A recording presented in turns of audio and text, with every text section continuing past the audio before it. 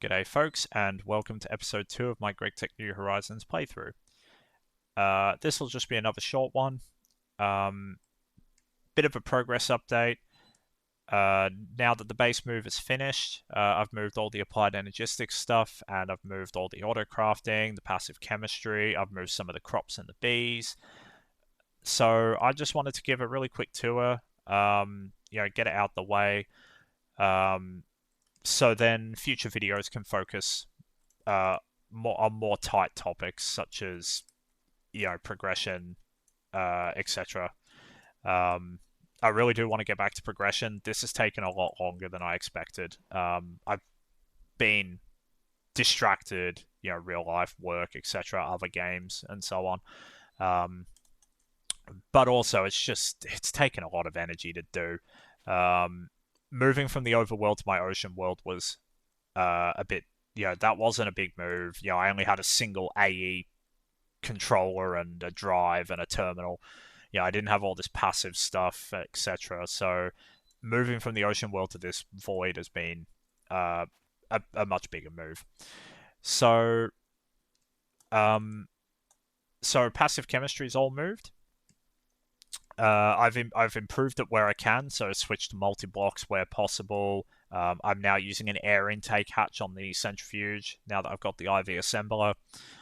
Um, I still have to use single blocks for the hydrogen, which I'm getting from the power setup over there because I can't get the multi-block electrolyzer just yet. I don't think I'm too far away from it, but it's not a priority right now. That works. Um, Still got everything going into tanks just like before. Everything's a little more integrated into AE now though, so obviously I have the storage buses on these tanks, but I'm using stocking input hatches where I can, etc. It is still a bit spaghetti underneath because I am still running conduits as well as AE2 and power. But eventually the conduits will slowly start to go away. In terms of crafting, I've crafted up the multi-blocks that I can for the moment. So I have the multi-block mixer running at IV. I have the extrusion machine running at EV. I have the material press in bending mode running at HV. I have another material press in forming press mode running at HV. I have a multi-smelter running at HV with nichrome coils. And I have the wire factory running at HV. It'll definitely be a while before I upgrade these two to anything more powerful because the wire mill really doesn't need a lot of power at the moment. I believe all wire mill recipes are LV, or most of them are LV. Um, and this will do a stack at a time at the moment. This will do one stack at a time in terms of smelting.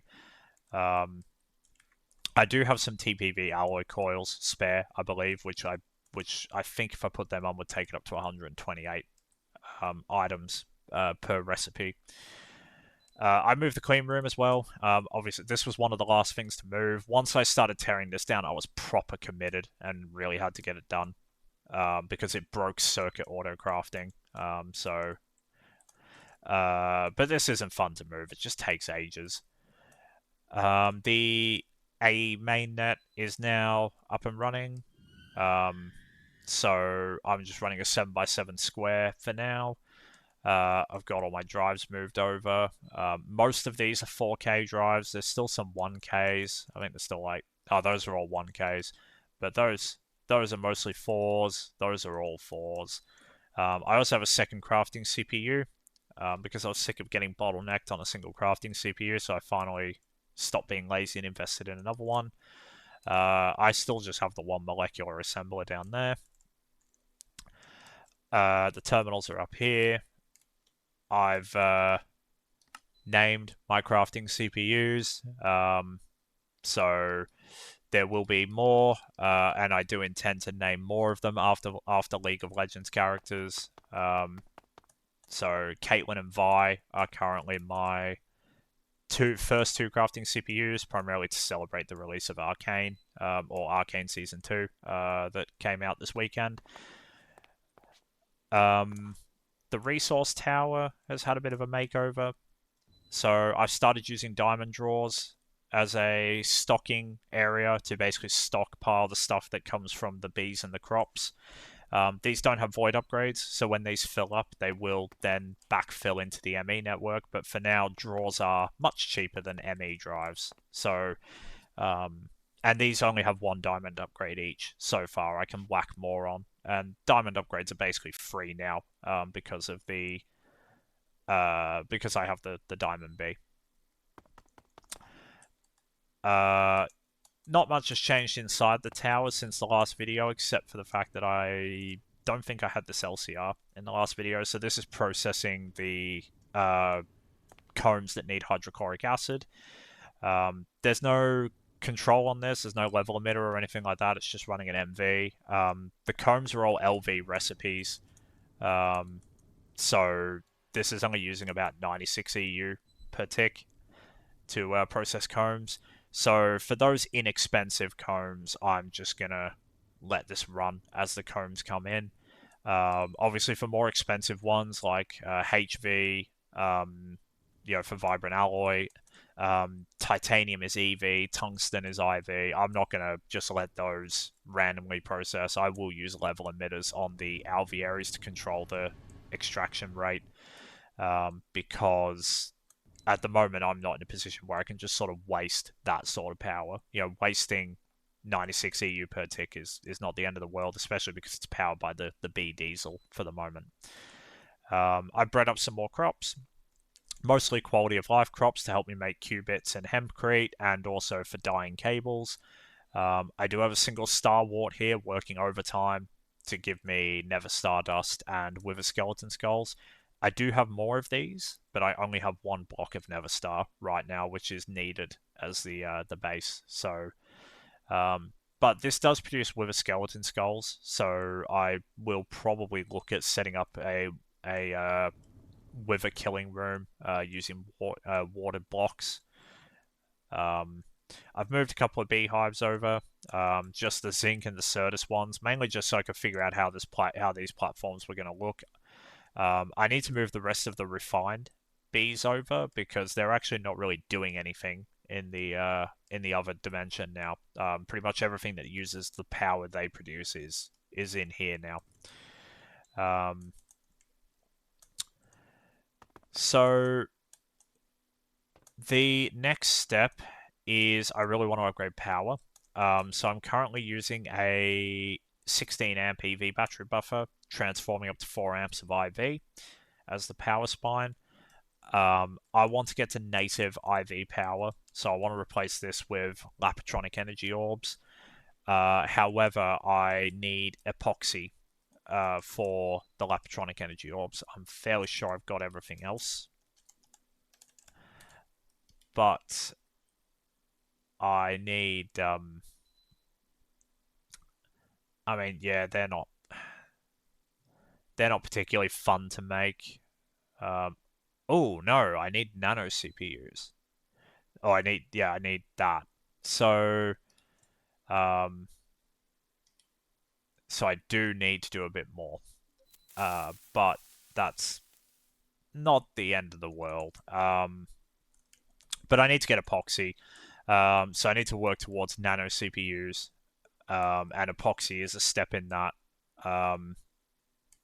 Primarily because I need epoxy for the Lapatronic energy orbs, but you also need it for nano CPUs, which is the final tier of HV circuits.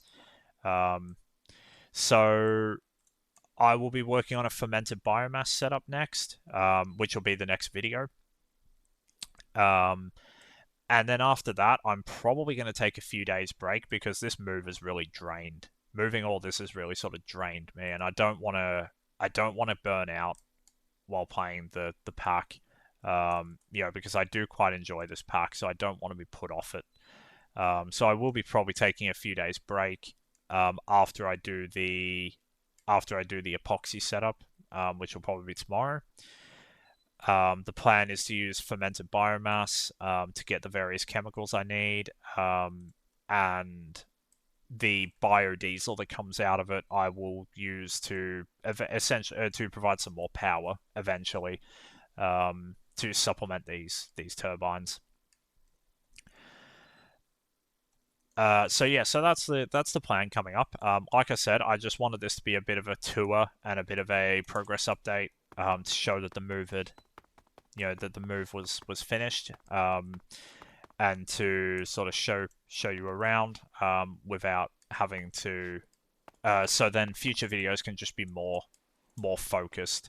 I have generally found it quite hard to stay focused on a single project. Um, that's another reason why this move took so long. It's just I end up going down so many rabbit holes, as is the way with Greg Tech. You embark on one thing and then you just see a shiny thing and you run after it and then forget what you were originally doing.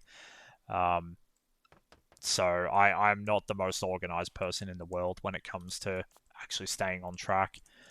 So the next video, but future videos, I will try and keep them tighter. So the next video will be probably specifically around epoxy, um, and maybe if I can fit a move towards nano CPUs in, we'll see. The other thing I also find quite difficult is because I do play off camera, so obviously I'm trying to balance playing off camera um, with obviously keeping the videos concise and whatnot. The other thing is in that break, I will probably be looking at firing up Nomi Factory again. I'm getting a bit of an itch to play Nomi Factory, after watching some of Threefold's Nomi Factory CE playthrough recently. Um, and his Money Factory 1.20 videos as well. So I am probably going to fire up a Nomi Factory CEU 1.7 world. It will be a normal mode world, not a hard mode. If I want hard mode, I can come play GTNH. So I just want something with a bit of a different play style. A bit of a different play style, a bit more laid back. I will be recording it though. Probably from the very beginning, because it's something that I feel a bit more comfortable recording. It's something I feel a bit more comfortable recording. So keep an eye out for that.